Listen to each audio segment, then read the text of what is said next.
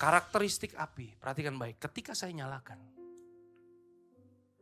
apinya selalu naik ke atas. Betul gak? Saya miringin, selalu naik ke atas.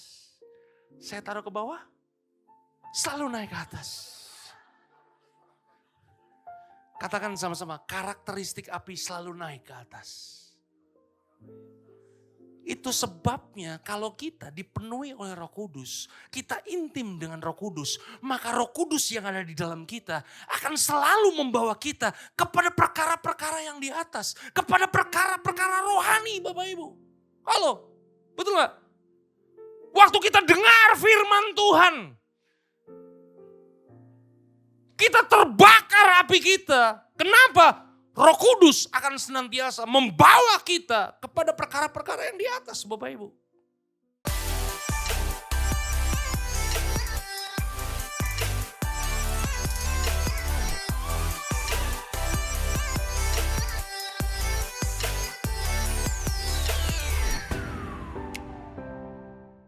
Shalom semua. Bagaimana kabarnya Bapak Ibu? Saya berharap semua dalam keadaan baik, semua dalam keadaan sehat. Senang sekali berjumpa dengan Bapak Ibu di rumah Tuhan. Bapak Ibu, hari ini kalau Bapak Ibu suka judul firman Tuhan, saya berikan judul Hidup Intim dengan Roh Kudus. Bapak Ibu, sebelumnya saya akan bercerita Bapak Ibu, suatu hari saya lagi benerin sepeda saya di sebuah bengkel Bapak Ibu ya. Dan ternyata di bengkel itu Bapak Ibu, ada anjing yang melahirkan Bapak Ibu ya. Kemudian saya lihat anak anjingnya lucu banget Bapak Ibu. Masih segini Bapak Ibu. Akhirnya anak anjing itu saya bawa pulang. Saya bawa pulang. Kemudian kami beri nama Cookie. Karena warnanya hitam, coklat, putih gitu Bapak Ibu ya, tricolor. Nah Bapak Ibu saudaraku terkasih dalam Tuhan, seiring berjalannya waktu anjing ini bertambah lama bertambah besar Bapak Ibu. Tapi yang membuat saya aneh adalah setiap kali saya pulang Bapak Ibu, ini anjing tidak pernah nyapa. Ini masalah Bapak Ibu. Sedangkan waktu saya jemput anak saya pulang, kemudian saya naik ke unit saya di apartemen Bapak Ibu. Begitu anak saya keluar, masuk pintu unit kami, anak saya disambut dengan si Cookie Bapak Ibu. Saya mulai bertanya-tanya kenapa setiap kali saya pulang ke rumah saya tidak disambut sama anjing ini. Sedangkan anak saya selalu disambut.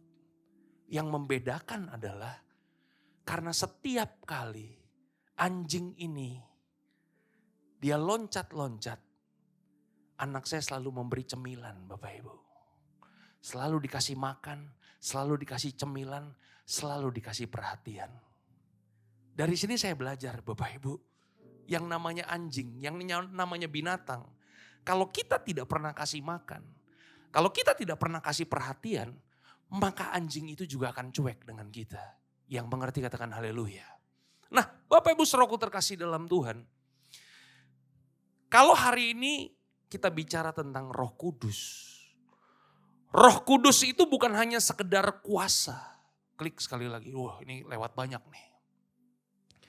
Roh Kudus itu bukan hanya sekedar kuasa, Roh Kudus juga bukan hanya sekedar manifestasi, tapi Roh Kudus adalah pribadi Allah. Pribadi itu artinya dia punya kehendak, dia punya perasaan Bapak Ibu. Ya, saya akan buktikan kepada setiap kita di dalam Efesus 4 ayat yang ke-30, firman Tuhan katakan apa? Firman Tuhan katakan seperti ini. Dan janganlah kamu mendukakan Roh Kudus Allah yang telah memateraikan kamu menjelang hari penyelamatan. Bapak Ibu saudaraku terkasih dalam Tuhan, Roh Kudus itu adalah pribadi. Artinya apa? Artinya dia bisa senang. Artinya Roh Kudus juga bisa berduka. Dan percayalah hari ini bahwa sejak kita menerima Yesus sebagai Tuhan dan Juru Selamat, Alkitab katakan kepada kita bahwa Roh Allah yang namanya Roh Kudus itu senantiasa berdiam di dalam kehidupan setiap kita. Masalahnya adalah begini Bapak Ibu, kebanyakan kita memahami kalau kuasa Roh Kudus itu hanya dimiliki oleh pendeta atau hamba Tuhan saja Bapak Ibu? Ini masalah. Kalau ada pendeta naik ke atas mimbar kemudian dia berkata, hari ini Bapak Ibu Saudaraku terkasih dalam Tuhan, saya mencium bau dosa. Ada beberapa di antara saudara yang tadi malam bikin dosa. Kita langsung berkata, ini hamba Tuhan yang dipenuhi oleh kuasa Roh Kudus. Bapak Ibu Saudaraku terkasih dalam Tuhan, waktu Roh Kudus dicurahkan bukan hanya sekedar untuk hamba Tuhan dan pendeta, tapi Roh Kudus dicurahkan buat semua orang percaya. 2 Timotius 1 ayat yang ke-14. Firman Tuhan katakan begini, peliharalah harta yang indah yang telah dipercayakannya kepada kita. Apa harta yang indah itu yang Tuhan percayakan kepada kita? Firman Tuhan katakan begini, oleh Roh Kudus yang diam di dalam kita. Roh Kudus berdiam di dalam kita. Tapi Bapak Ibu coba bayangkan kalau Roh Kudus itu kemudian kita abaikan. Kita jadi manusia, kita jadi orang aja Bapak Ibu. Kalau kita diabaikan, kita gak mau, betul gak sih? Diabaikan tuh artinya begini, saudara ada, saudara tidak ada pengaruhnya. Orang yang seringkali diabaikan, gak dianggap Bapak Ibu, dia akan mengalami kepahitan. Bagaimana dengan kehidupan setiap kita Bapak Ibu? Apakah selama ini kita mengabaikan Roh Kudus? Minggu lalu Bapak Ibu, waktu Kowing datang kemarin dan dia berkhotbah tentang Roh Kudus, saya baru sadar Bapak Ibu, 24 tahun saya melayani, saya baru disadarkan kemarin bahwa seringkali saya juga mengabaikan Roh Kudus. Saya tidak pernah menyapa Roh Kudus. Kita seringkali menyapa Yesus, menyapa Allah, tapi seringkali kita tidak pernah belajar menyapa Roh Kudus Bapak Ibu. Kesalahan terbesar orang Kristen masa kini adalah Roh Kudus sudah dicurahkan bagi kita, tapi kita hidup mengabaikan Roh Kudus itu sendiri. Seberapa banyak di antara kita di tempat ini yang sudah jadi Kristen selama 1 tahun? 5 tahun? Yang sudah 10 tahun? Artinya apa?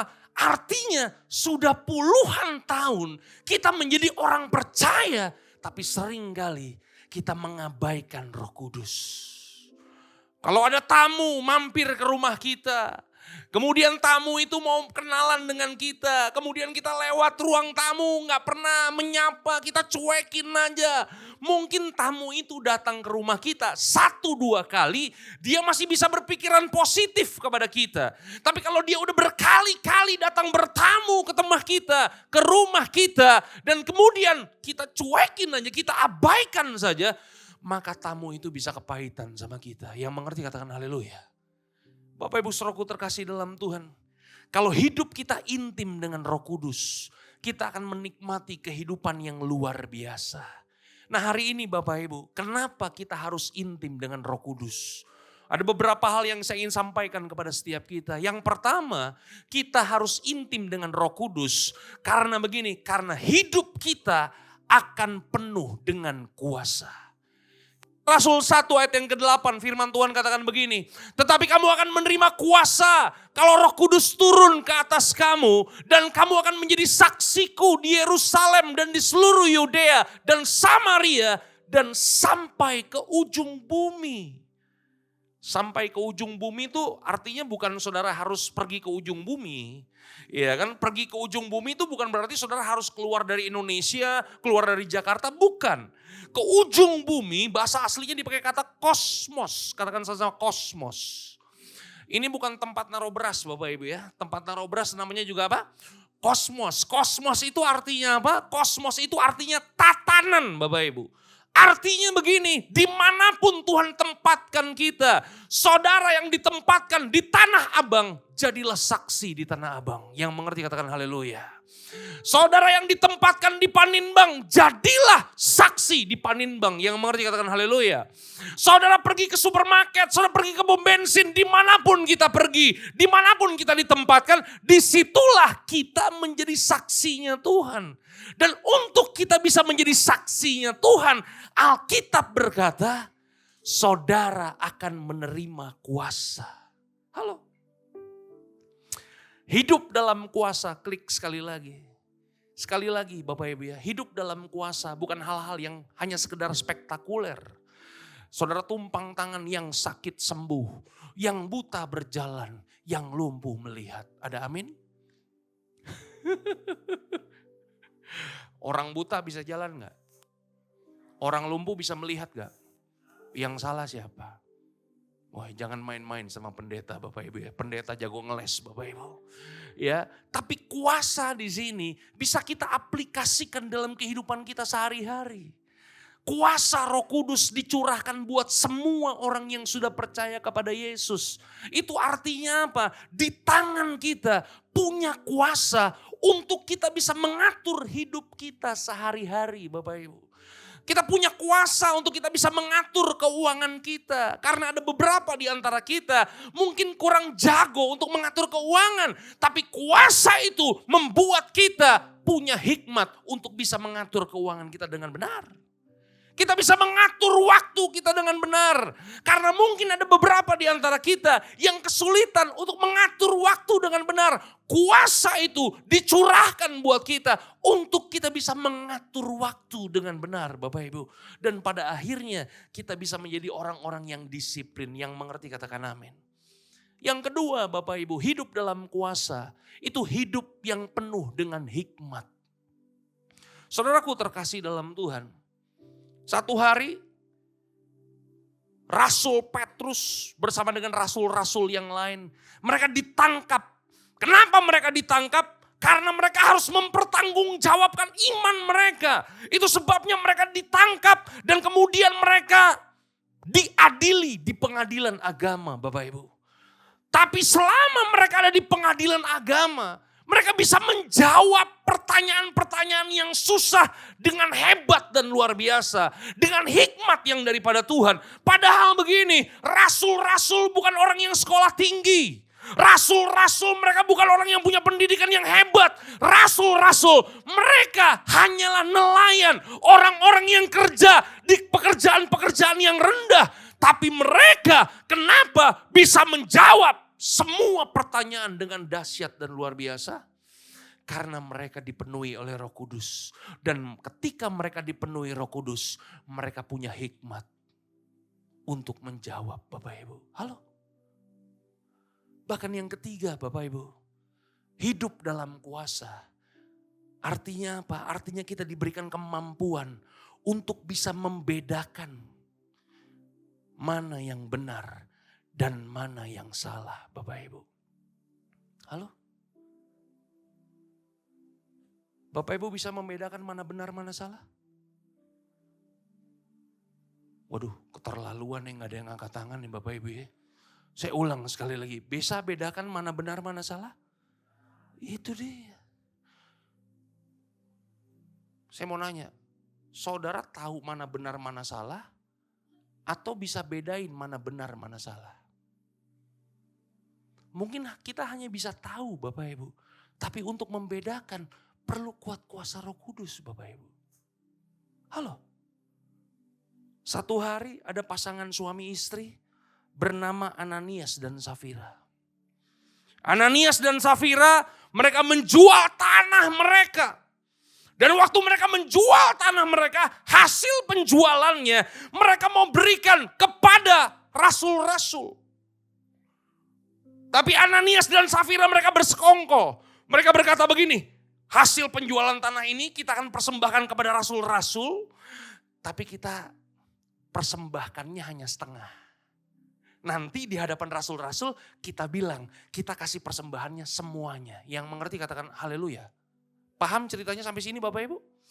Waktu mereka berhadapan dengan Rasul Petrus Bapak Ibu. Waktu Ananias dan Safira mereka mempersembahkan dan mereka berkata. Mereka mempersembahkan segalanya. Rasul Petrus berkata begini. Bukankah kuasa itu ada di dalam tanganmu? Artinya apa? Artinya Rasul Petrus mau berkata begini. Kamu mau kasih sedikit, kamu mau kasih banyak, kuasanya ada di tangan kamu. Kenapa kamu harus mendukakan Roh Kudus? Dan saudara tahu apa yang terjadi? Waktu Ananias berbohong Bapak Ibu. Waktu Ananias mendukakan Roh Kudus, saat itu juga Ananias mati seketika. Waktu dipanggil istrinya Safira, kenapa engkau mendukakan Roh Kudus? Dan Safira kemudian juga berbohong, bersekongkol. Maka apa yang terjadi? Safira juga mati seketika itu juga. Pertanyaan saya, dari mana Rasul Petrus tahu Ananias dan Safira berbohong? Karena hidup dengan kuasa Roh Kudus, saudara bisa membedakan mana yang benar, mana yang salah, mana yang tulus, mana yang tidak tulus, Bapak Ibu. Yang mengerti katakan haleluya. Bapak Ibu saudaraku terkasih dalam Tuhan, ini cerita yang luar biasa Bapak Ibu. Kalau kita hidup intim dengan Roh Kudus, maka signal yang kita punya itu 5G. Bukan H. Masih ingat signal H? Dulu masih main BlackBerry? Oh belum lahir saudara ya. Saudara masih Nokia semua. Hah? Dulu kan kalau pakai BlackBerry kan signalnya H. Betul gak? Tapi kalau saudara hidup dalam kuasa Roh Kudus, signal yang saudara punya 5G. Sehingga saudara memiliki kepekaan yang khusus untuk bisa membedakan. Halo? Di masa yang susah ini Bapak Ibu, ada begitu banyak orang mungkin menawarkan pekerjaan kepada kita, menawarkan bisnis kepada kita. Dan semuanya baik Bapak Ibu, betul gak? Tapi untuk kita bisa membedakan mana bisnis yang benar, mana bisnis yang tidak, kita perlu kuasa Roh Kudus. Supaya kita gak gampang dikibulin, supaya kita gak gampang ditipu Bapak Ibu. Halo, buat yang jomblo-jomblo, ya. Kenapa engkau seringkali termakan dengan gombalan-gombalan pria-pria di luar sana? Kenapa seringkali kita gampang tergoda? Jangan-jangan kita belum dipenuhi oleh Roh Kudus. Karena kalau kita dipenuhi oleh Roh Kudus, kita gak akan gampang digombalin. Katakan sebelah kanan, sebelah kiri. Benar juga kata pendeta yang masih muda depan sana itu. Haleluya. Berhikmat sekali dia. Haleluya. Klik sekali lagi. Hidup kita akan penuh dengan kuasa.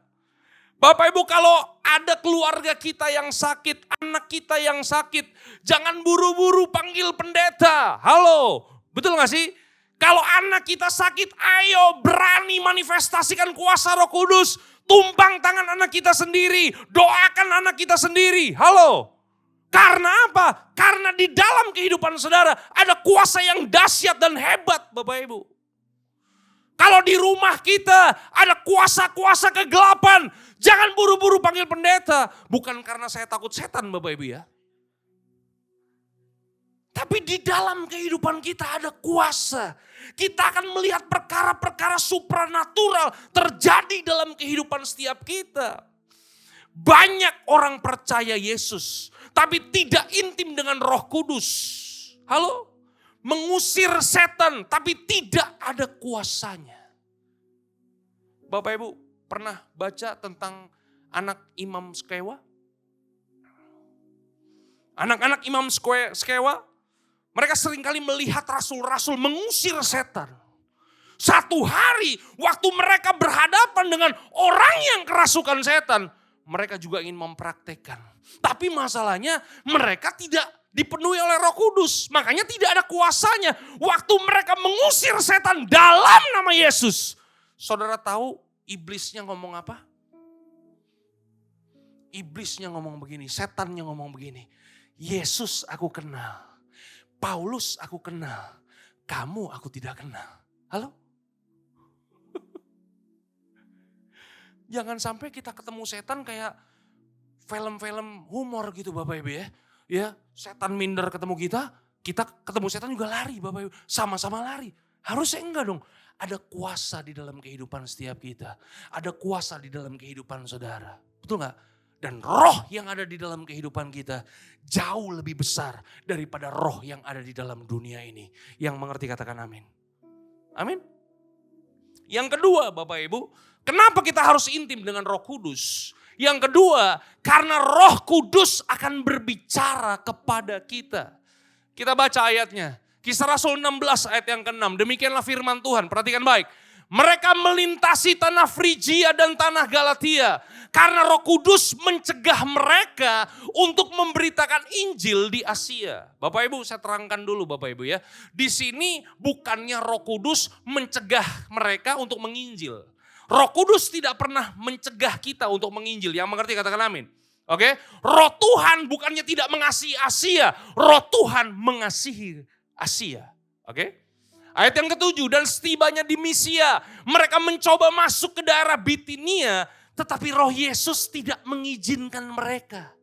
Setelah melintasi Misia, mereka sampai di Troas. Pada malam harinya tampaklah oleh Paulus suatu penglihatan. Ada seorang Makedonia berdiri di situ dan berseru kepadanya, katanya, menyeberanglah kemari dan tolonglah kami. Setelah Paulus melihat penglihatan itu, segeralah kami mencari kesempatan untuk berangkat ke Makedonia. Karena dari penglihatan itu kami menarik kesimpulan bahwa Allah telah memanggil kami untuk memberitakan Injil kepada orang-orang di sana. Saudara perhatikan baik. Paulus mau pergi ke Asia, dicegah oleh Roh Kudus. Paulus mau pergi ke Bitinia, dicegah oleh Roh Kudus. Akhirnya, waktu Paulus tidur dapat penglihatan, mereka harus pergi ke Makedonia. Dan di Makedonia itu Bapak Ibu, ada sebuah kota namanya Filipi. Katakan sama Filipi. Waktu mereka sampai di situ Bapak Ibu tahu apa yang terjadi? Di Filipi justru Paulus dan Silas, mereka ditangkap dan dimasukkan ke dalam penjara. Ini kalau kita nggak dewasa rohani Bapak Ibu, kita bisa kepahitan sama Roh Kudus. Betul gak sih? Aku mau ke Asia, dicegah. Aku kok mau ke Bitinia, dicegah. Tuhan suruh aku ke Makedonia, ke kota Filipi, malah ditangkap. Bisa kepahitan gak Bapak Ibu? Bisa kepahitan. Tapi justru di Makedonia, di sebuah kota yang bernama Filipi. Waktu mereka ada di dalam penjara Bapak Ibu. Yang luar biasa adalah malaikat Tuhan menggoncang penjara itu Bapak Ibu. Sehingga apa yang terjadi? Orang-orang yang ada di dalam penjara, mereka semua keluar dari penjara. Hanya Paulus dan Silas yang tidak keluar dari penjara. Itu penjaga, kepala penjara mau bunuh diri Bapak Ibu. Kenapa? Karena dia tahu kalau tawanannya lepas semua, dia akan dihukum mati. Waktu dia mau bunuh diri, diinjili sama Paulus dan Silas. Dan akhirnya melalui kepala penjara ini, kepala penjara bersama dengan keluarganya, akhirnya mereka menjadi jemaat di Filipi. Dan mereka inilah yang menjadi cikal bakal. Mereka adalah buah sulung jemaat di Filipi. Makanya kalau saudara baca kitab Filipi, surat Paulus kepada jemaat Filipi, jemaat awalnya dari mana? Jemaat awalnya dari kepala penjara yang bertobat Bapak Ibu bersama dengan keluarganya. Halo. Bapak Ibu saudaraku terkasih dalam Tuhan. Kalau kita intim dengan Roh Kudus pasti akan berbicara kepada kita. Halo. Siapa yang hari ini yakin Roh Kudus berbicara? Boleh lambaikan tangan Bapak Ibu, udah pada mandi semua ya. Pertanyaan saya yang kedua, siapa yang pernah mendengar suara Roh Kudus berbicara? Wis, dahsyat. Tidak semua Bapak Ibu. Bapak Ibu saudaraku terkasih dalam Tuhan. Dengar yang bagaimana? Apakah kita dengar kuasa Roh Kudus berbicara audible di telinga kita? Mungkin ada beberapa di antara kita yang tidak mendengar suara audible. Bapak Ibu, saya pun 24 tahun melayani, belum pernah dengar suara audible. Diter, di manakah engkau? Belum pernah Bapak Ibu. Tapi Bapak Ibu saudaraku terkasih dalam Tuhan. Saya mau nanya, ada gak di antara kita satu hari di dalam hati kita, kita punya kerinduan untuk berdoa? Jumat malam, waktu saudara lagi nonton TikTok, buka-buka WA saudara, tiba-tiba ada broadcast masuk, Harmony Prayer, jam 6.55. Begitu saudara dapat broadcast itu, tiba-tiba saudara punya kerinduan untuk berdoa. Saudara pasang alarm saudara, bangun pagi-pagi. Pernah? Saya mau kasih tahu, itulah cara Roh Kudus berbicara kepada kita Bapak Ibu.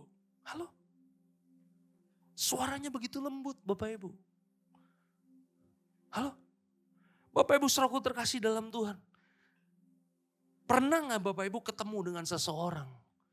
Waktu lagi sharing-sharing tiba-tiba muncul di kepala saudara sebuah ayat firman Tuhan. Pernah gak? Itulah suara Roh Kudus buat kehidupan setiap kita. Satu hari saudara diingatkan di hati saudara.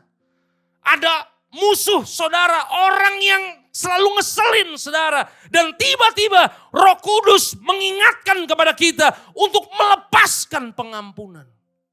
Itulah suara Roh Kudus yang lembut buat kehidupan setiap kita Bapak Ibu. Halo? Mungkin kita gak pernah dengar secara audible. Tapi Roh Kudus berbicara di hati kita. Suatu hari kita berdoa. Satu hari kita ketemu orang, tiba-tiba di dalam hidup kita tergerak untuk kita memberkati orang tersebut. Itu suara Tuhan buat kehidupan setiap kita Bapak Ibu. Ketika Roh Kudus berbicara, klik sekali lagi. Baca ini baik-baik. 1, 2, 3. Ulang, 1, 2, 3.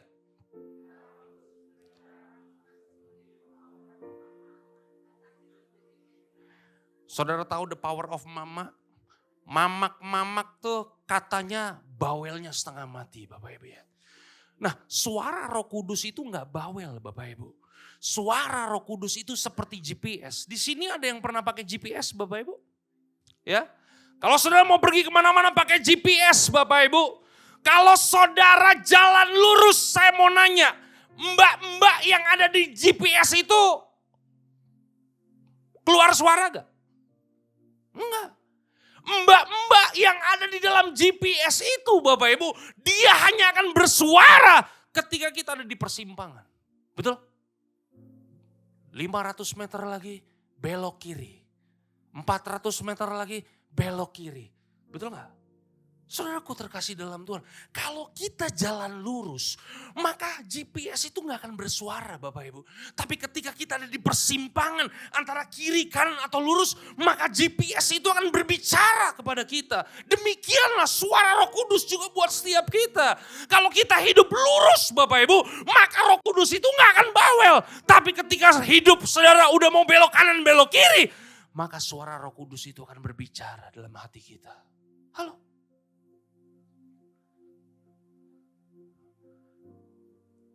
Oleh sebab itu Bapak Ibu, milikilah kepekaan Bapak Ibu untuk senantiasa mendengar suara Roh Kudus.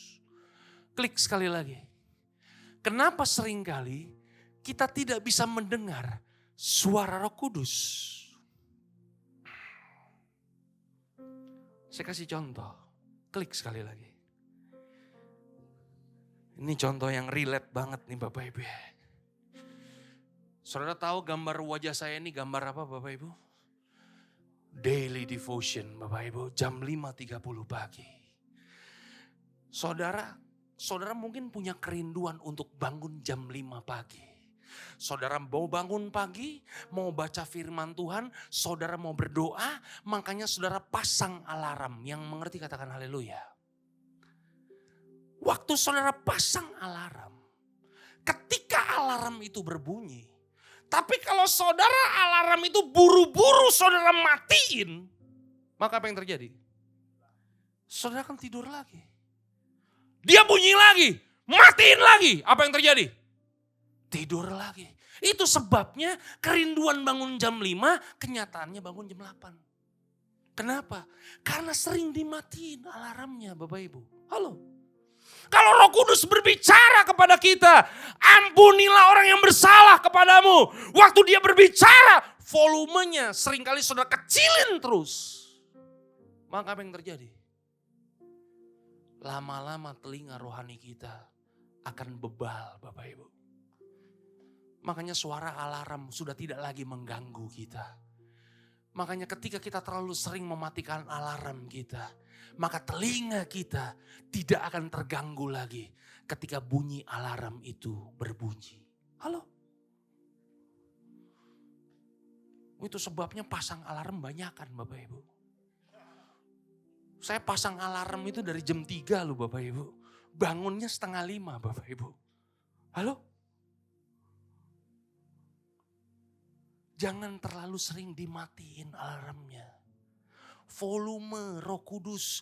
Jangan terlalu sering dikecilin. Halo, supaya apa? Telinga kita punya kepekaan untuk senantiasa mendengar suara Roh Kudus. Suara Roh Kudus itu bukan the power of mama. Tahu ya mama ya? Anaknya lagi main disuruh mandi. Dek, mandi dek. Dicuekin. Mama suaranya tambah gede tambah kecil. Dek, mandi. Masih dicuekin. Apa yang terjadi? Teriak. Weh gitu ya kan. Makanya coba lihat, banyak mama di sininya udah keluar urat Bapak Ibu ya kan. Kebanyakan teriakin anaknya. Suara Roh Kudus itu lembut. Jangan dikecilin volumenya. Yang mengerti katakan haleluya. Klik sekali lagi Bapak Ibu. Yang ketiga Bapak Ibu, kenapa kita harus intim dengan Roh Kudus Bapak Ibu? Yang ketiga, karena Roh Kudus akan membawa kita kepada perkara-perkara rohani. Matius 3 ayat yang ke-11, aku membaptis kamu dengan air sebagai tanda pertobatan. Tetapi dia yang datang kemudian padaku lebih berkuasa daripadaku. Dan aku tidak layak melepaskan kasutnya. Ia akan membaptiskan kamu dengan Roh Kudus dan dengan api. Katakan sama-sama, api. Saudara tahu apa karakteristik dari api? Saya tahu panas. Sebentar Bapak Ibu ya. Wah, ini karakteristik api. Saya sudah persiapkan Bapak Ibu. Dari setahun yang lalu. Untuk membuat demonstrasi ini sedap. Enggak baru tadi malam Bapak Ibu ya. Karakteristik api, perhatikan baik. Ketika saya nyalakan. Apinya selalu naik ke atas. Betul gak? Saya miringin. Selalu naik ke atas. Saya taruh ke bawah, selalu naik ke atas. Katakan sama-sama, karakteristik api selalu naik ke atas. Itu sebabnya kalau kita dipenuhi oleh Roh Kudus, kita intim dengan Roh Kudus, maka Roh Kudus yang ada di dalam kita akan selalu membawa kita kepada perkara-perkara yang di atas, kepada perkara-perkara rohani Bapak Ibu. Halo, betul gak? Waktu kita dengar firman Tuhan, kita terbakar api kita. Kenapa? Roh Kudus akan senantiasa membawa kita kepada perkara-perkara yang di atas Bapak Ibu. Roh Kudus juga digambarkan seperti minyak. Katakan sama-sama minyak. Saudara tahu apa karakteristik minyak? Katakan sama-sama, nyamber. Nyamber Bapak Ibu. Itu sebabnya saudara gak boleh nyalain korek api di pom bensin. Saudara berani nyalain korek api di pom bensin, maka saudara akan dimaki-maki orang. Kenapa? Karena cipratan bensin kalau kena api itu langsung nyamber Bapak Ibu. Itu sebabnya begini Bapak Ibu. Dari mana kita tahu di dalam kita ada kuasa Roh Kudus? Bapak Ibu, saya mau kasih tahu begini, klik sekali lagi. Kita akan tahu di dalam kita ada kuasa Roh Kudus ketika kita mendengar perkara-perkara rohani yang di dalam kita akan langsung nyamber, langsung excited Bapak Ibu. Halo, betul gak? Saudara dengar firman Tuhan, ampunilah orang yang bersalah kepadamu. Saudara langsung oke, aku akan melakukannya, aku akan melepaskan pengampunan. Itu artinya saudara dipenuhi dengan kuasa Roh Kudus. Halo.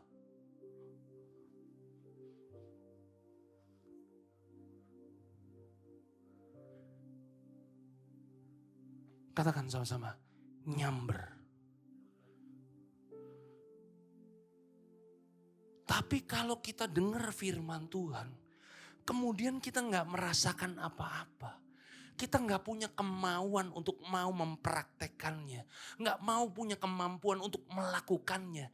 Saya mau kasih tahu Bapak Ibu, jangan-jangan minyak yang ada di dalam kita udah mulai tipis Bapak Ibu. Halo. Kalau kita dengar perkara-perkara rohani, kemudian kita begitu antusias, begitu luar biasa, mau ikut. Disuruh melayani, mau ikut. Disuruh jadi ini, mau. Disuruh, wah. Excited luar biasa. Ada roh Tuhan dalam hidup kita. Amin. Klik sekali lagi. Kalau saudara dengar perkara-perkara rohani. Perkara-perkara rohani. Kelas Overcome batch pertama. Overcome bukan kelas Alkitab, bukan seminar, bukan camp atau retret. Tapi kelas equipping untuk memperkami murid Tuhan yang rindu menjadi pengikut Kristus yang sejati.